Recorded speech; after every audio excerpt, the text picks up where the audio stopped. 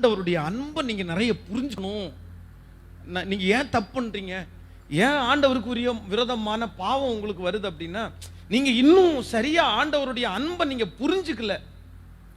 அதனால நீங்க என்னமோ பாஸ்டர் உங்களை ஸ்டிக் பண்றதுனால, உங்க அம்மா அப்பா ஸ்டிக் பண்றதுனால, சும்மா பைபிள் படி ஜெபம் பண்ணலையா அப்படின்னு கேட்கறதுனால நீங்க என்னமோ என்ன நினைச்சுக்கிறீங்க அப்படின்னு கேட்டா, சோ ஆண்டவர் வந்து நம்மளை ரொம்ப ஸ்டிக் பண்ணுவாரு, ஆண்டவர் நம்மளை அடிச்சிருவாரு, நம்மளை உதைச்சிருவாரு, ஆண்டவர் நம்மளை இல்லைன்னா அக்கினி கடல்ல போட்டுருவாரு அப்படின்னு நிறைய பேர் ஒரு தவறான விதத்துல தான் ஆண்டவரை இன்னைக்கு பார்க்கறாங்களே தவிர, ஆனா ஒரு வாலிபன் மேல ஆண்டவர் வந்து எவ்வளோ பெரிய அன்பை ஆண்டவர் வச்சிருக்கிறார் அப்படின்றத நீங்க எல்லாரும் உணர்ந்துட்டீங்கன்னா அவ்வளவுதாங்க.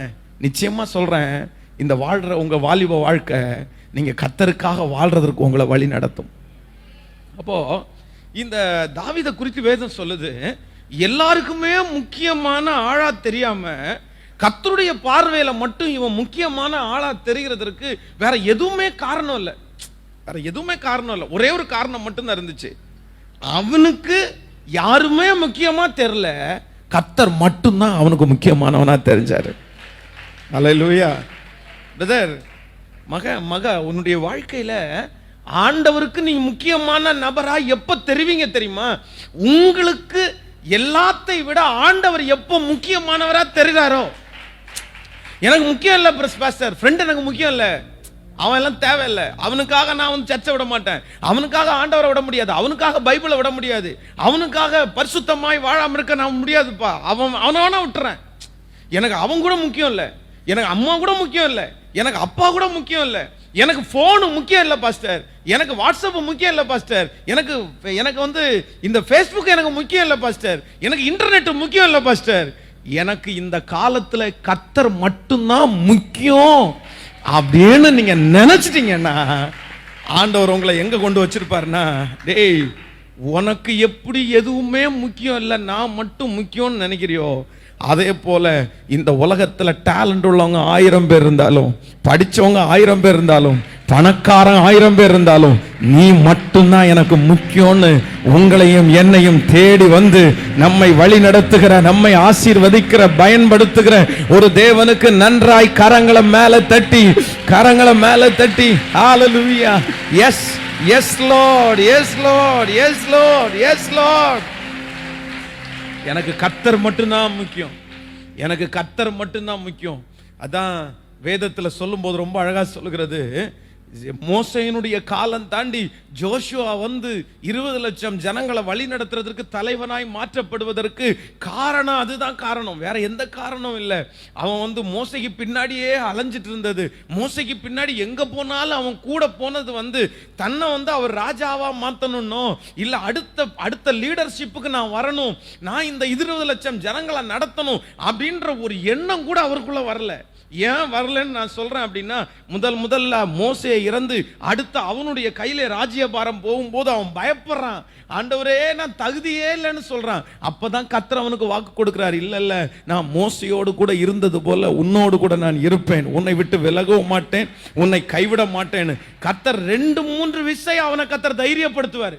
இல்லப்பா நான் தான் அவனை அபிஷேகம் பண்ணேன், நான் தான் இந்த பொறுப்பை அவன் கையில கொடுத்தேன். ஏன் ஆண்டவர் ஜோஷுவாவை ஆண்டவர் 20 லட்சம் ஜனங்களுக்கு அவனை நிறுத்தினாங்க அப்படின்னா, நான் நம்புறேன் ஜோஷுவாவுக்கு வேற பதவியோ பேரோ புகழோ எதுவுமே முக்கியமா தெரியல, ஒரே ஒருத்தர் மட்டும்தான் முக்கியமா தெரிஞ்சாரு, ஆண்டவரோட பேசுறதும் ஆண்டவரோட நடக்கிற வாழ்க்கையும் மட்டும்தான் முக்கியமா தெரிஞ்சிருச்சு. கர்த்தர் அவனை தூக்கி நிறுத்த வல்லவரா இருந்தார். இன்றைக்கு ஆண்டவர் உங்களை பார்த்து கேட்கிறார், இந்த 1 வீக் ஆண்டவருடைய சமூகத்துல வந்து இந்த இடத்துல உட்கார்ந்து இருக்கிற கர்த்தருடைய பிள்ளையே, இதுக்கு முன்னாடி எத்தனையோ விஷயம் உனக்கு முக்கியமா தெரிஞ்சிருக்கலாம், எத்தனையோ விஷயத்தை முக்கியத்துவப்படுத்தி இருக்கலாம். ஜெபிக்கிறத விட, வேதம் வாசிக்கிறத விட, ஆண்டவரோட உறவாடுறத விட எத்தனையோ விஷயம் எனக்கு அது முக்கியம். நீங்க அது யாராவது உங்க கையிலிருந்து புடுங்கின உடனே உங்களுக்கு பயங்கரமான கோபம் உங்களுக்கு வந்திருக்கலாம், உங்க அம்மாவையே நீங்க எதிர்த்திருக்கலாம், உங்க அப்பாவையே நீங்க எதிர்த்திருக்கலாம். நீங்க எதுக்கு அதை மட்டும் எடுக்கிறீங்க, நீங்க எதுக்கு அதை மட்டும் என்ன விட்டு தூரம் எடுக்கிறீங்க, எனக்கு அது தேவை, எனக்கு எப்போ விடணும்னு தெரியும், எனக்கு ஏதோ எப்போ தூக்கி போடணும்னு உங்களுக்கு தெரியும், நீங்க கோவப்பட்டிருக்கலாம். ஆனா ஆண்டவர் இந்த இடத்துல இன்றைக்கு உங்களை பார்த்து சொல்றாரு, நீ எனக்கு முக்கியமுள்ள ஒரு நபராய் மாற வேண்டுமானால், நான் உன்னை வந்து நடத்தணும்னு நீ விருப்பப்பட்டேன்னா, இந்த உலகத்தில் இருக்கிற எல்லா ஆற்றை விட தேவனே நீர் எனக்கு முக்கியம் அப்படின்னு நீங்க நினைச்சீங்கன்னா கர்த்தரும் உங்களை முக்கியத்துவப்படுத்துவேன்னு கர்த்தர் வாக்கு கொடுக்கிறார். என்னை கனப்படுத்துகிறவனை நானும் கனப்படுத்துவேன். எத்தனை பேர் ஆமோதிக்கிறீங்க சொல்லுங்க பார்க்கலாம். இப்ப கையை மேல உயர்த்தி, உண்மை ஆண்டவரே, நிஜம்தான் ஆண்டவரே, நான் இன்னைக்கு ஒரு தீர்மானம் எடுக்கிறேன். எனக்கு எதுவும் முக்கியம் இல்லை, எனக்கு நீங்க தான் முக்கியம். சொல்லுங்க, அப்பாவை பார்த்து சொல்லுங்க, எனக்கு எனக்கு எனக்கு என் மொபைல் முக்கியம் இல்லைப்பா. இல்லை, இது வெறும் வாய் அளவில் அல்ல, மனசிலிருந்து அப்படியே ஆமா ஆமா அப்படியே கர்த்தர் உங்ககிட்ட தான் தெளிவா பேசினார். மகன், நீ உன் ஃப்ரெண்டு முக்கியம் முக்கியம் முக்கியம் முக்கியம்னு போயிட்டு இன்னைக்கு ஒன்றும் பெருசா நீ சாதிக்கல. உன்னை பற்றி அதிகமாய் மற்றவங்களிடத்துல சொன்னதை அவன் தான் சொன்னான். எடுக்கிறதற்கு காரணமா இருந்தாலும் அவங்க தான். உன்னை தள்ளி விடுறதற்கு காரணமா இருந்தோம். எந்த காரியத்தை நீ முக்கியப்படுத்தணும்னு நினைச்சு முக்கியம்னு ஓடுனியோ, இன்றைக்கு அது உனக்கு எதிராய் வந்து நின்று கொண்டிருக்கிறது. அதனால நீ ரொம்ப கஷ்டப்படுற.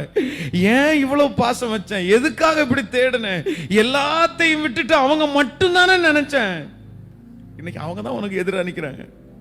இன்னைக்கு அவங்க தான் உன்னை ரொம்ப காயப்படுத்திட்டாங்க. அவங்க தான் உன் மனசை ரொம்ப உடைச்சிட்டாங்க.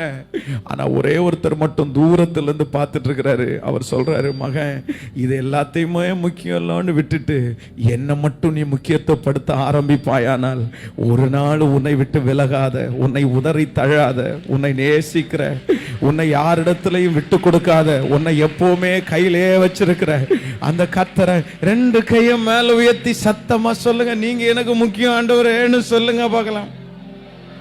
S yes yes. எல்லாத்தை விட எல்லாவற்றை விட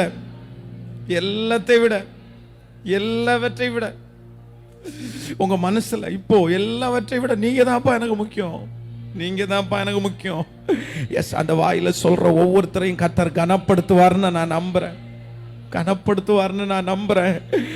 அந்த கை ஒரு கை வலிச்சா கூட இன்னொரு கை நல்லா தாங்கி பிடிச்சு சொல்லுங்க, எனக்கு எதுவுமே முக்கியம் இல்லை, நீங்க தான்ப்பா எனக்கு முக்கியம். Yes yes yes yes. கர்த்தர் கனப்படுத்த ஆரம்பிக்கிறத நான் நம்புறேன். கனப்படுத்துறதுக்கு ஆரம்பிக்கிறதுக்கு கர்த்தருக்கு அப்படிப்பட்டவங்கள ஒரு நாளும் கைவிட போறதே இல்லை. S low